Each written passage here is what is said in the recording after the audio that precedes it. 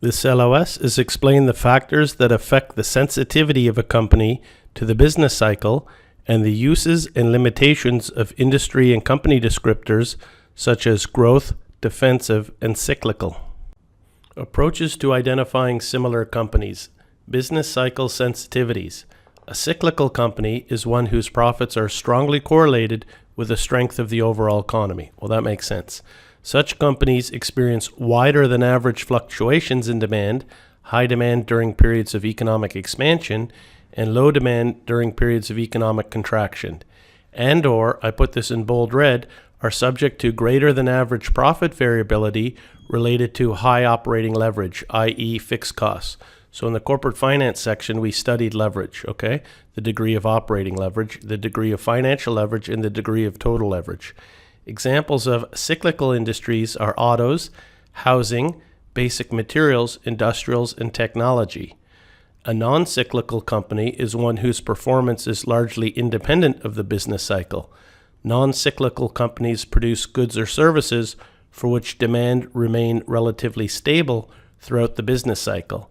Examples of non-cyclical industries are food and beverage, everybody has to eat, household and personal care products, still need to brush your teeth, healthcare, and utilities.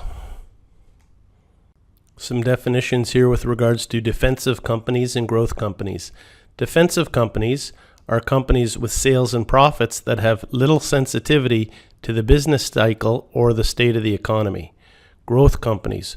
Growth companies are any companies whose business generates significant positive cash flow or earnings which increase at a significantly faster rates than the overall economy. Growth companies tend to have very profitable reinvestment opportunities for its own retained earnings. They typically pay little to no dividends to stockholders, opting instead to put most or all of its profits back into its expanding business. Okay, we'll do 3 practice questions to finish this LOS. This first one is a little bit tricky, shows you that it's an English language test, in this case subject industry analysis, and not the easiest. Let's have a look. Which of the following is not a limitation to the cyclical, non-cyclical descriptive approach to classifying companies? A cyclical company may have a growth component in it. B, business cycle sensitivity is a discrete phenomenon rather than a continuous spectrum. Or C, a global company can experience economic expansion in one part of the world while experiencing recession in another part. Okay, B is correct. Business cycle sensitivity falls on a continuum and is not a discrete either-or phenomenon. A company that is sensitive to the business cycle would most likely A, not have growth opportunities, B, experience below average fluctuation in demand, or C, sell products that the customer can purchase at a later date if necessary. I think that question was pretty easy. Be happy to see that one on the test. A company that is sensitive to the business cycle would most likely C, sell products that the customer can purchase at a later date if necessary. Customers' flexibility as to when they purchase the product makes the product more sensitive to the business cycle.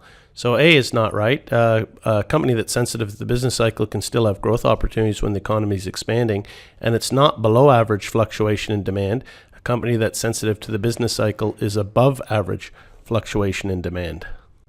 And one last easy practice question to finish this LOS. A large manufacturing company is in a competitive industry. It has above average investment opportunities, and its return on investments has been above the required rate of return.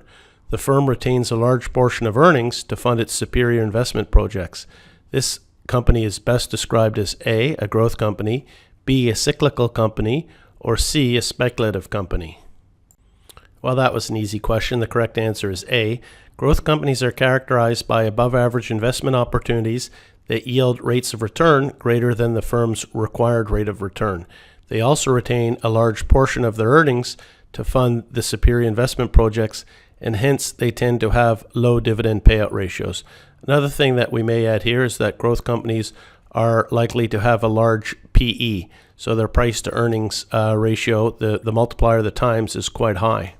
And that's the last slide for this LOS. Thank you.